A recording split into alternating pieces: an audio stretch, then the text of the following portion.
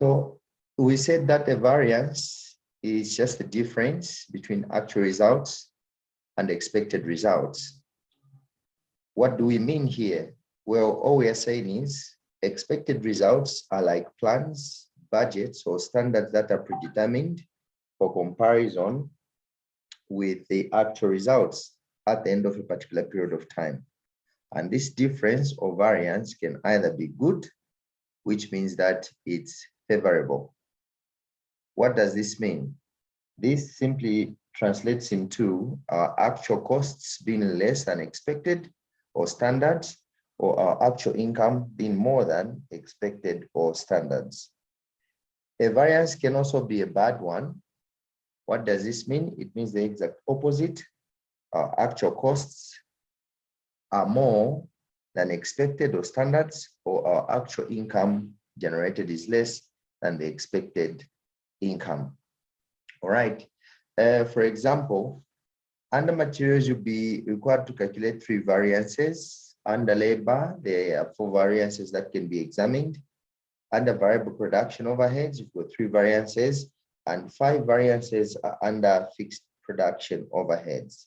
With regard to sales, you also have 5 variances. All right. So to give you an example, you need to appreciate very much the way a standard cost card is produced or developed. What do we mean here? Each and every figure in the standard cost card signifies the name of a particular variance that will be asked of you to compute in an exam. For instance, you're looking at, in this case, there may be the material usage variance. You need to know exactly which column, which figure you're going to compare with the actual result. And when you talk about the material price variance, of course, you are comparing the standard price of the materials with the actual price of materials. If we ask you for labor efficiency, you're just comparing the standard hours per unit that you need to produce a product with the actual hours that you were actually taking in producing a product. Under the variance called labor rate, of course, you're comparing the standard rate as provided in the cost card with the actual rate, which was paying the actual hours that have been worked for at. Variable overheads, of course, you have got another variance, just like under labor, called the efficiency. The computation is exactly the same. The only difference is the rate that you'll be using. So goes with the story behind the variable overhead expenditure rate variance. Okay, so under material variances, we talked about 3 variances. What are these? Of course, you have got the main variance, which is called the material total cost variance, and the 2 sub variances, which is the material usage variance and the material price variance. When you add the material usage variance with the material price variance, you should be able to arrive at your material total cost variance. For instance, how do you go about computing a material usage variance? We saw this yesterday, where you compare the standard usage of making a unit of a product with the actual usage of making a unit of a product. Then the difference between those 2 usages, you multiply them by the total actual units that you produced, as well as multiplying by the standard price found in the cost card in order for you to find the material usage variance. When it comes to the material price variance, you're just comparing the standard price of buying such material as contained in the cost card with a similar figure calculated using actual results, meaning the actual price. Then the difference between these 2 should be multiplied by the total actual quantities of materials that were bought. And at the end of it all, yes, your material usage variance plus your material price variance should equal to the material total cost variance. All right. Labor variances, that is one area of concern this morning. We just want to look at all the variances that are under labor. Of course, just like material, with the total cost variance split into the idle time variance, the labor efficiency variance, as well as the labor rate variance. For variable overheads, of course, you're talking about the similar 3 variances: the main variance, the total cost variance, which compares to, or rather branches off with efficiency, as well as expenditure rate variance. The 5 overheads that you're going to encounter under fixed overheads, of course, is the main variance, the total cost variance, spread into the expenditure variance, the volume variance, and of course, the other sub variances referred to as the volume capacity variance, as well as the volume efficiency variance. These volume capacity and volume efficiency, volume capacity is just comparing the total budgeted hours with the total actual production hours. With volume efficiency, it's the same way you've been comparing under direct labor efficiency, variable overhead efficiency.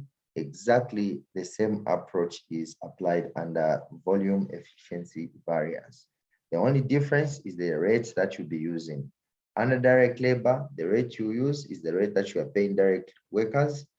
Under variable overhead, the rate is the rate that you've been absorbing the variable overheads.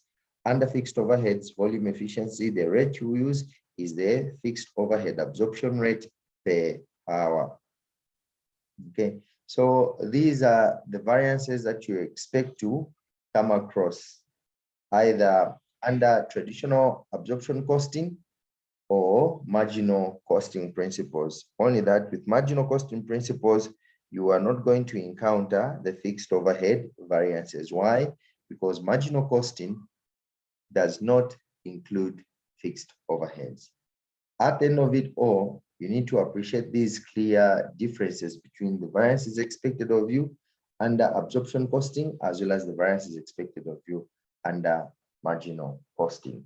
For instance, the other clear-cut differences is that for fixed overhead, expense and volume variances are not going to be there. And when it comes to calculating the sales volume variance in units, you need to ensure that you value them at the standard profit, not at standard contribution, because contribution, or rather standard contribution, is an item that we are going to use under marginal costing variances. Okay, so in summary, what is it that we've talked about before we delve into practice? Well, variance analysis is used for performance evaluation. Under marginal costing variances, the sales volume variance should be multiplied by the budgeted contribution, whereas under absorption costing, the sales volume variance should be multiplied by the budgeted profit. Only the fixed overhead expenditure variance should be calculated under marginal costing. But when we come to absorption costing, all the fixed overhead variances should be calculated. Variances under absorption costing values sales, of course, at profit, as earlier talked about. And of course, you have to go all the way through with the fixed overheads in their computation of variances under absorption costing. At the end of every variance calculation, it's possible that an examiner can ask you to carry out some interpretation of variances. In short, you need to know how one variance can affect the other variance, and factors that you need to consider when it comes to investigation or efforts trying to put into place in finding out why a variance has occurred as it has, are things to do with the size of the variance. What does it mean? Materiality, not only under auditing, but also under variance analysis, plays a huge role. Only material variances should be investigated and corrected. Immaterial variance can only be investigated and corrected if there are so many such that when aggregated, they will become material. The other factor to consider before investigating a variance is controllability. Yes, are you able to control this variance that you're trying to investigate? Also, cost-benefit analysis comes into play. If the benefits enjoyed from an outcome of a control activity outweighs the cost, then it is okay to go ahead and investigate and correct such a variance. Otherwise, it is worthwhile. Interrelationship or interdependency is another aspect that you need to consider. What does that mean? It means that one subvariance being adverse automatically translates into the other subvariance being favorable, such as buying inferior quality materials will result into adverse material usage, but that can also interpret into the favorable price variance because inferior quality fetches a low price on the normal market. The standard set also has got an impact on the type of investigation that we are going to set. Of course, certain standards will just mean that it becomes quite very impossible for you to be able to carry out any investigation or controllable factors whatsoever. At times, due to the seasonalities or trend patterns in the activities of an organization, it's possible that, for instance, at inception and growth, a company will incur a lot of costs than expected. For example, as it endeavors into expensive sensitization programs to tell people about its product, compared to the maturity stage when a company does not need to spend so much in marketing as the product is well known, properly accepted, and established in the market. So those are some of the factors that you may need to think about when it comes to investigating a variance. Okay, so in summary, you can think of what can cause a variance to occur is the aspect of controllable expenditure, the type of data that you were using in measuring that variance, was it accurate, or any other uncontrollable expenditure that you could have encountered as you were carrying out your operations during a period under review. Or it could just be that, yes, the type of standard that you had put into place just made it quite very difficult or very easy to achieve such a result in variance. Other issues could be as a result of who unrealized the expectation as a result of the standard that has been set.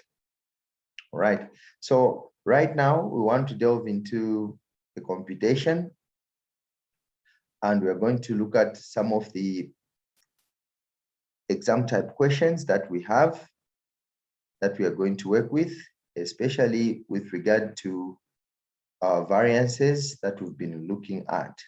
So picking it up from the question that we had previously, this is a question in relation to a company known as Su Limited. We want to demonstrate how we're going to compute the labor variances from there.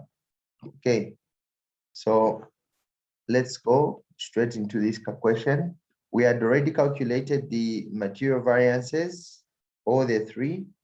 Now we want to compute the labor variances. We know that the information that was given to us, there was no indication to the SAID as to us computing the idle time variance. Remember, under labor variance, we are going to be required to compute 4 variances: the idle time variance, the main total cost variance, as well as the 2 sub variances, that is labor efficiency and labor rate. So what data do we have? Well, building upon the same, we have got the information about Su Limited and its product NAMI. So can we calculate the labor total cost variance? Yes, we can. How do we do this? Of course, yes, given that the variance is the difference between a standard and actual, if we are asked to, for instance, compute the total cost variance, of course, we'll be comparing the standard cost versus the actual cost. So going to the cost card, how much was our standard cost under labor? Well, it was 50 kwacha per unit. So you're dealing with kwacha and units, meaning for me to compute the actual cost, I'm going to look for the actual total labor kwachas divided by the actual total units. So looking at the information regarding labor, was told to say the workforce was paid a total wage bill amounting to 128,520 in producing how many units? Remember, the standard is 50 kwacha per unit, meaning kwacha and units. So the actual cost will be kwacha, the actual total kwachas of labor cost divided by the actual total units produced. And in this case is the division of 2,800 units divided into 128,520. It gives us our actual cost of 45.9 kwacha per unit. And again, these are within close range. We know that our computation is on track. So the difference between these two values, the standard cost of 50 kwacha and the actual cost of 45.90, we know that this variance with certainty, it's going to be favorable. Why? Because the actual cost we incurred in making a unit with regard to labor is less than the standard cost. By how much? By 4.10 kwacha per unit.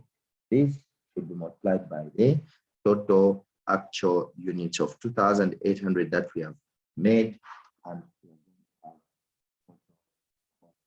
variance of 11,480 kwacha.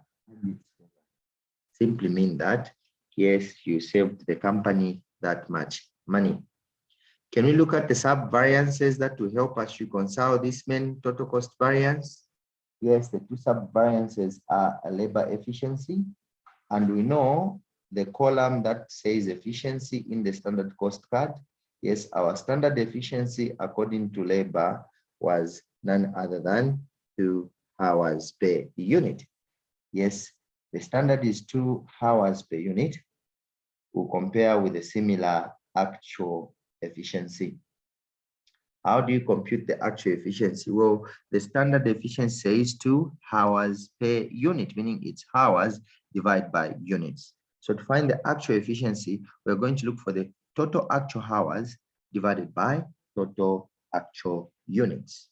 So how many hours did we put into operations? Well, we were told to say the workforce spent 5,040 hours in producing 2,800 units. This has given us 1.8 hours per unit. Again, this is within close range. We know that this figure is quite okay.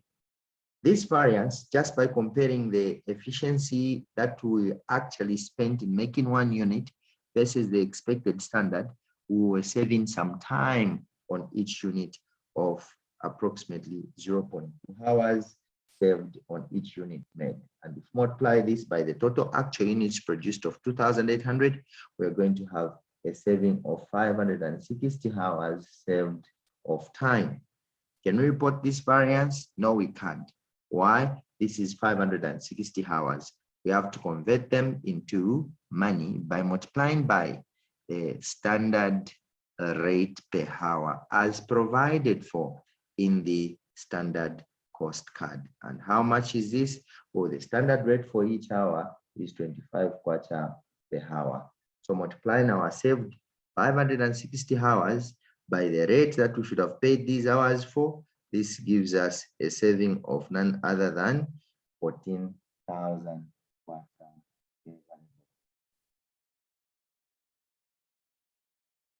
Then we come to the other labor sub variance, which is the labor rate variance. Yes, the labor rate variance or the labor rate difference compares the standard rate, which is 25 kwacha per hour, versus the actual rate, which we have to compute. So if the standard rate is 25 kwacha per hour, the actual rate will be calculated by getting the total actual kwachas divided by the total actual hours, because the standard rate has dictated how we compute the actual rate. So how much actual money did we spend on labor? 128,520 kwacha for paying of how many hours? 5,040 hours. So our actual rate will be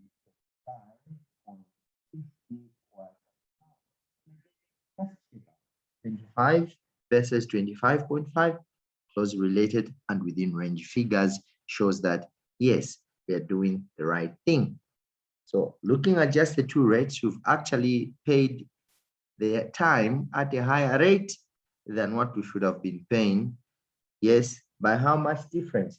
Every hour that we paid, we're paying 0.5 each hour that we paid. So multiplying this difference between the standard rate, 25 kwacha per hour, and the actual rate, 25.50 kwacha per hour. Yes, this difference of 0.5 kwacha per hour need to be multiplied by the total actual hours that we paid everyone who had worked. Yes, and of course, the multiplication of 0.5 by 5,040 hours, that's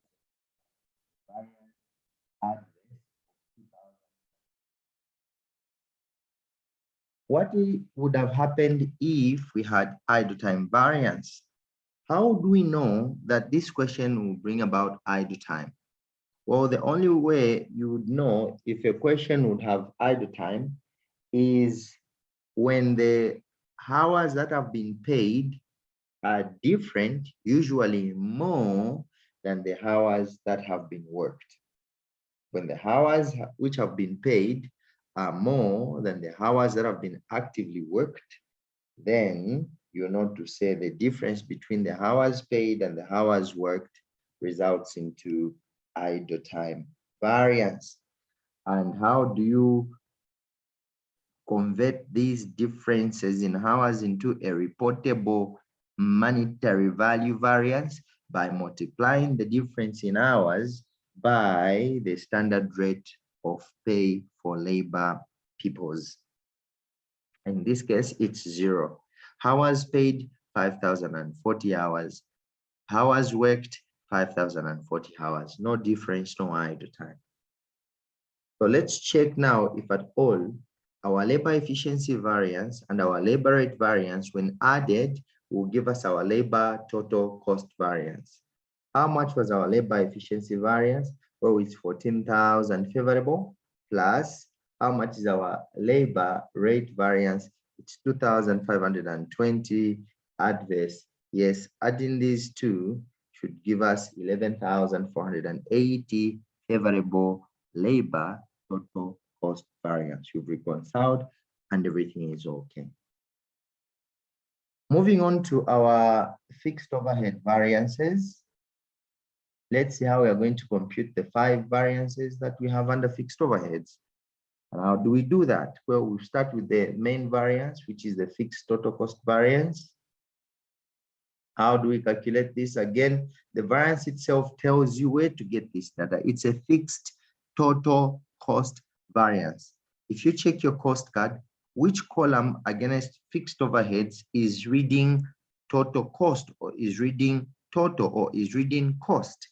You see that, yes, according to standard, our total cost is 20 kwacha per unit, meaning we are dealing with kwachas and units. Let's compare this with the actual cost per unit. Actually, the cost per unit, yes, the kwacha per unit for overheads is we spent the fixed overheads of 48,500 in producing how many units? 2,800 units. So the difference there is, of course, sorry, the actual cost there of dividing 45,800 48,500 divided by 2,800 units that we actually produced would give us an actual cost per unit of 17.32 kwacha per unit. So looking at the differences between these two rates, or looking at these two rates, you can tell to say this variance will be favorable. Why? Because the actual fixed overhead cost per unit, 17.32, is lower than the standard expected cost per unit of 20 kwacha per unit. So that difference between these two figures need to be multiplied by, of course, the total actual units that we produced, which is 2,800, and this should give us a variance of 7,500 favorable variance. Yes, because the actual fixed overhead cost per unit was lower than expected. So you saved the company 7,500 kwacha in variances. This variance should be split between the expenditure variance and the volume variance. So how do you compute the expenditure variance? Well, we just compare the total budgeted fixed overhead expenditure, which according to the earlier example we had was budgeted at 50,000 kwacha, versus the actual total fixed cost expenditure amount, which we have been given in the question as 48,500. And the difference between 48,500 and our budgeted fixed overhead cost of 50,000, you see that the variance is coming to 1,500 kwacha, and it's favorable. Why? Because the actual total fixed or total fixed indirect costs incurred is less than the budgeted. Can we check out the volume variance, the fixed overhead volume variance? Yes, volume simply signifies a level of activity. So then this makes sense that we are talking about production. So here we are comparing our budgeted production versus our actual production. We know to say we actually produced 2,800 units, but how many units did we plan for? If you check out the initial cost card data that we had in our illustration of a standard cost card, we were told to say we planned to produce 2,500 units. So in this case, if our budgeted activity volume is 2,500 and our actual activity volume is 2,800, we can see that yes, the company here did very well. Why? It achieved an activity level higher than expected. Remember, this is volume. It's not a cost as per se. We're just talking about the volume of performance. So we did 300 units good or 300 units favorable, but we can't report these units as a variance. Why? A variance should always be in pure monetary form. So according to standard, fixed overhead costs per unit should be valued at 20 kwacha per unit. So 300 units favorable multiplied by 20, this gives us 6,000 kwacha favorable. If you want at this point, you can try to reconcile the fixed overhead volume variance and the fixed overhead expenditure variance to see if it will amount to the fixed overhead total cost variance. And it's true. Our fixed overhead volume variance, 6,000 kwacha favorable, plus our expenditure variance, 1,500 kwacha favorable, aggregated together gives us the total cost of 7,500 kwacha favorable as from computation of a total fixed overhead cost variance. The volume variance should be split further into volume capacity as well as volume efficiency. How do you calculate the volume capacity? Well, volume capacity is a variance that just compares the performance levels, the budgeted capacity hours, as well as the actual capacity hours. According to budget, in the illustration, the question really did not give us the planned number of hours, no. But we have an idea. Where is this coming from?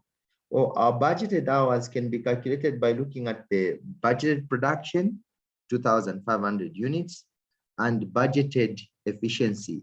We planned to use 2 hours to make each unit. So if we planned to use 2 hours to make in each unit, and we plan to produce 2,500 units, this simply tells that our budgeted capacity hours are 5,000 hours. How many are our actual capacity hours? So the question told us to say the company actually used 5,040 hours. And you can see again, these two values, they are within close range limits. So from here, we can see that yes, you planned to push in 5,000 operation hours, but you actually pushed in 5,040 operating hours. Here again, the company did very well by pushing in extra 40 hours. So this variance will be favorable. And according to standard of fixed overheads, each hour is rated at how much per hour? It's rated at 10 kwacha per hour. So this 40 multiplied by 10 gives us a variance of 400 kwacha favorable. Let's see our fixed overhead efficiency. The beauty about this variance is it compares the efficiencies just like in the direct labor efficiency. And we remember to say under direct labor efficiency, our standard efficiency was 2 hours, and we can see this has been the same under fixed overheads. It was 2 hours per unit. Our actual efficiency was 1.8 hours per unit. Okay. Then we multiply the difference between these two efficiencies by how many? Well, by the 2,800 units that we've actually produced. And this gave us a total of how many hours? 560 hours. And we remember, just like under direct labor, this was the favorable. Now, under direct labor, the 560 hours favorable were multiplied by the 25 kwacha rate per hour. But since it's fixed overheads, we will multiply these 560 hours favorable by the fixed overhead absorption rate per hour, which is 10 kwacha per hour. And this should give us a variance of 5,000 600 kwacha favorable. So again, if we try to check these sub variances under volume, yes, the volume efficiency is 5,600 favorable. The volume capacity is 400 kwacha favorable. Adding these two should give us the main volume variance of 6,000 kwacha favorable. So there you go again. You are able to reconcile the two variances, the two sub variances back to volume, as well as reconciling the volume variance and the expenditure variance back to the main total cost variance. So that is how you compute all the variances that are required of you in as much detail as possible. The question also wants us to prepare a reconciliation statement or an operating statement. How do you go about this one? Well, a reconciliation statement, or rather an operating statement, is a document that shows the computational accuracy of the variances that you have computed so far. And this can be done in two ways.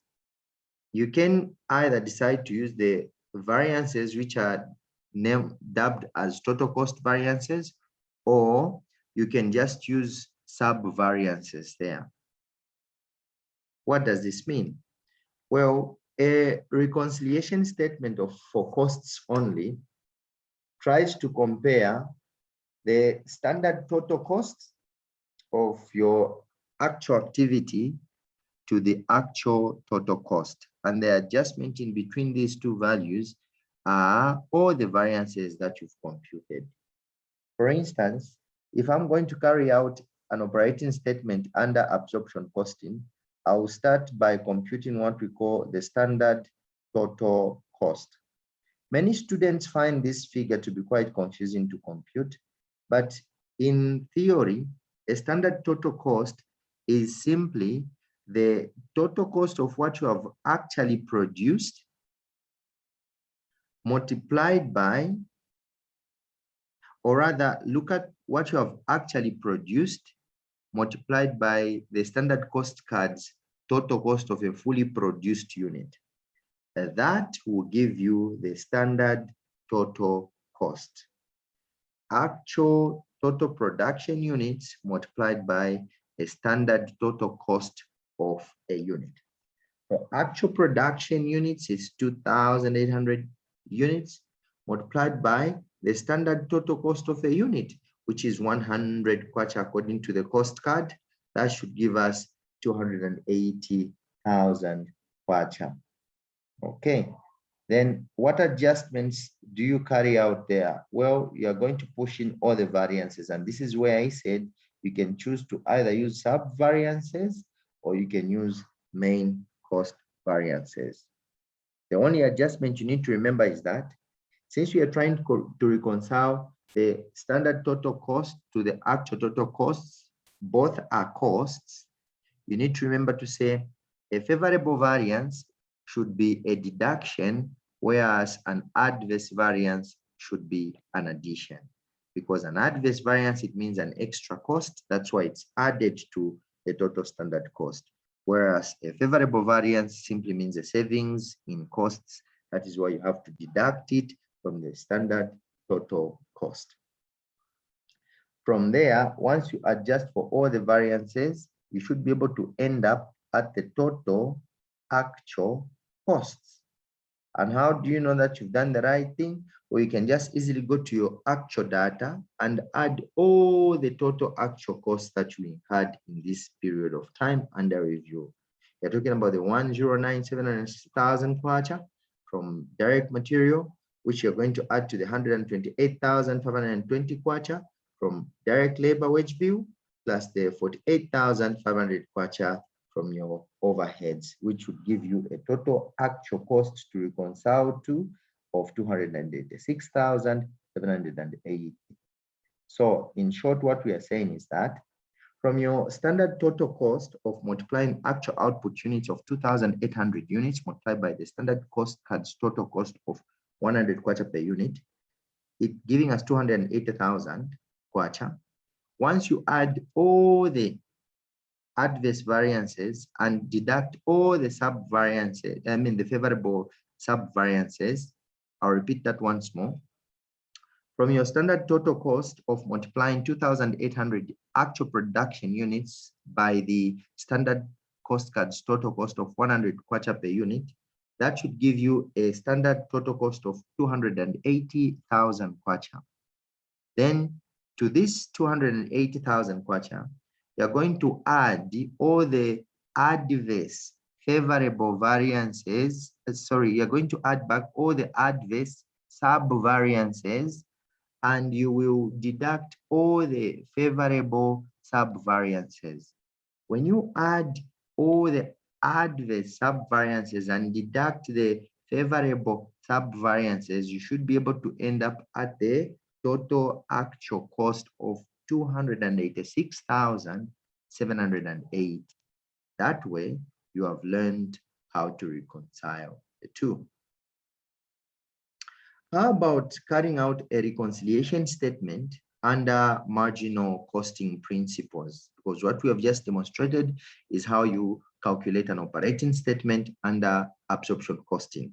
Or under marginal costing statement, instead of calculating the standard total cost, you're going to calculate what we call the standard marginal cost. Simply means that, yes, the total actual output units of 2,800 units, they should be multiplied not by 100, but rather by 80, which is the marginal cost. And once you multiply your 2,800 units by the 80 marginal cost, you should be able to land at a figure amounting to 224,000 kwacha. This is your standard marginal cost. Yes, adjusting for all the variable sub-variances, meaning that you need to add to the 224,000 kwacha all sub-variances from direct material and direct labor only that were adverse, as well as deducting variances from direct material and direct labor only. You should be able to end at the total marginal cost. And how much is that going to be? Well, this should be none other than a figure of 238,280. That is the total marginal cost, meaning you go to the actual cost and only add direct materials and direct labor expenses. That is how you carry out your reconciliation.